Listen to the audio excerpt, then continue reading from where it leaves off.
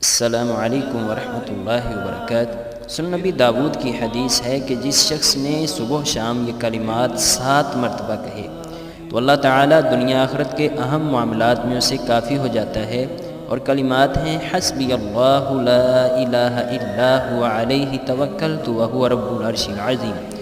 صبح 7 مرتبہ، شام 7 مرتبہ پڑھیں تو اللہ کافی ہو جاتا ہے، اور جس کے لیے اللہ کافی ہو جائے دنیا کی کوئی آزمائش نہیں رہتی، کوئی پریشانی نہیں رہتی، اور تمام دنیا کے دکھ تکلیف اس بندے کا کچھ نہیں بگاڑ سکتے، کیونکہ اس بندے کے لیے اللہ کافی ہے۔